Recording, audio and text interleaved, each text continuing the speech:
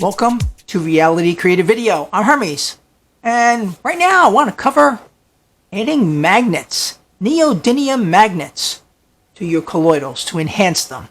Now, a few months ago I did a brief on it that I was going to be experimenting with adding magnets to my colloidal process and to see how it would work. The idea there is the electrons in the orbits of these colloidals that we're making here can spin in any direction. It's a random thing. Some will spin clockwise, some will spin counterclockwise.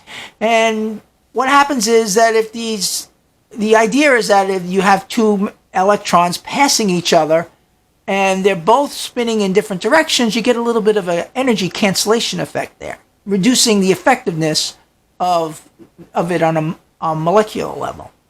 So the idea is to pass a powerful magnetic field through the liquid as we're creating the colloidal, and this should have the effect of aligning all the electron spin to be the same, so that everything in here and in here, you'll see we got the little spinner going.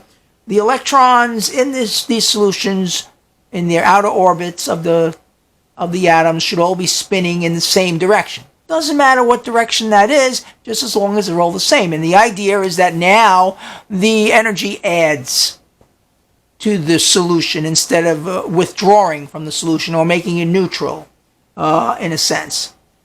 So I didn't know if we were going to have much difference in it. And I've tried to compare the pictures from colloidals that have supposedly have the electron spin all lined up because of the magnets, and ones that I didn't, and I don't see a difference in the video microscope, but we're looking at something that may not be observable from this particular standpoint. This electron microscope might help a whole lot, but with the equipment I have, no.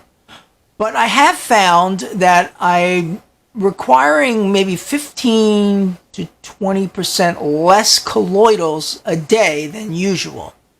And outside of my efficiency of making colloidals, I can't really account for the fact of why that has, the amount of colloidals that I need in my body has decreased. Could be from other factors, but I'm thinking it's mostly due to the fact that now my solutions are all aligned. The electron spin is all aligned, and it's just a little bit more potent. But it doesn't hurt anything if you want to try it yourself. So I'm going to put the blueprint up for these magnetic banks, I call them. This is it. This is one of them right here.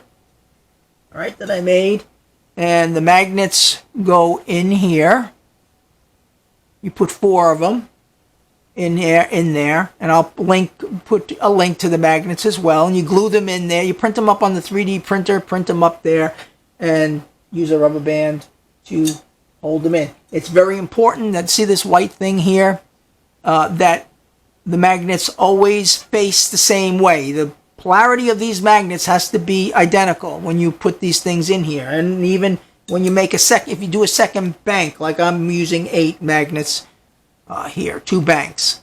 So the polarity has to be the same. So I have this mark on here telling me, make sure that this is the top of this magnet, and that's the polarity. The same thing goes with this one. I've made one here.